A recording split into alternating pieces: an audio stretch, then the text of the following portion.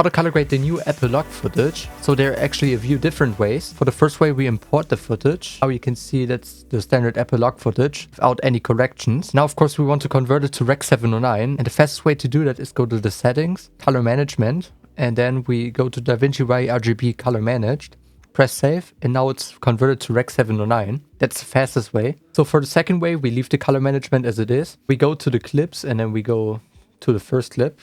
Make a few notes so that we have some correction notes, of course. And the fourth node is going to be the CST node for the color space transform. So we put it down here. And for the input color space, we choose Rec 2020. Input gamma, of course, Apple log, and output Rec 709 and Rec 709. And now it's converted. Now I want to name these nodes. So this one's going to be CST. First node is balance, the second is contrast, and the third one is going to be exposure.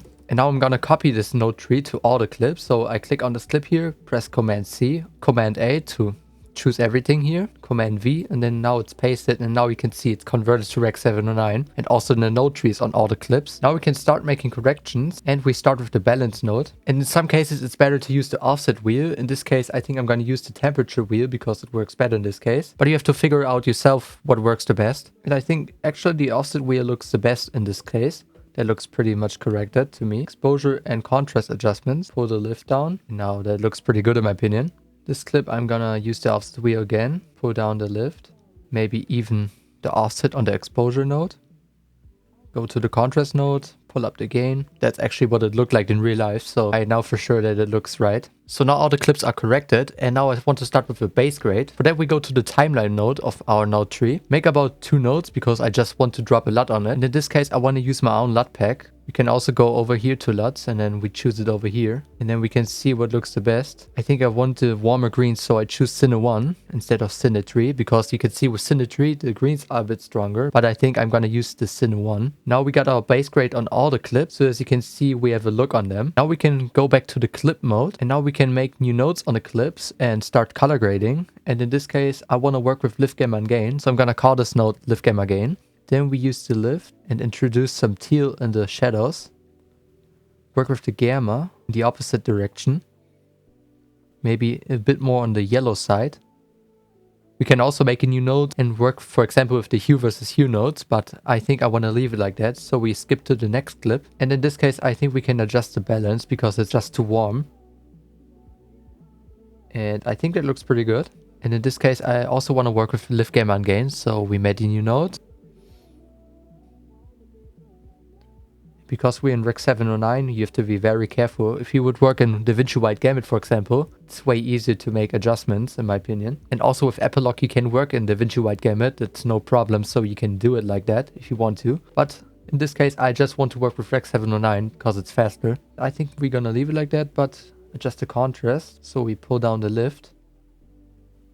And as you can see, we have a very contrasty image, and that's what I wanted with this image. So now we skip to this clip, and I want to make some hue versus hue adjustments. So I'm gonna call this node hue versus, and we're gonna go to the hue versus nodes, of course. And then we make a few points so that we can make adjustments. And in this case, I want to work with the green and try out what looks the best. Try to make him warmer. I also like to make a point here so that the darkest greens are gonna be green and not yellowish. Actually, almost doesn't make a difference, so we're gonna leave it here. Now I want to make a point here where the orange is. And the slight adjustment that I accidentally made when I clicked on this point made a huge difference and actually looks the way I want it, because you can see it here, before and after. And now that makes a huge difference.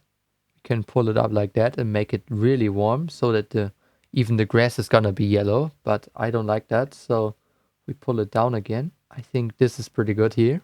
Then we can also jump over to the hue versus saturation, and I just want to adjust the yellow and pull down the red a bit because the orange is too strong and the orange sits exactly here. So that when we pull down the red, we also decreasing the saturation of the orange. Hue versus hue before and after.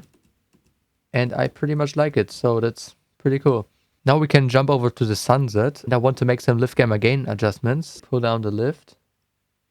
Gamma to the yellowish side. Also the gain more to the red or yellow, maybe orange. Then I want to pull down the lift a bit more.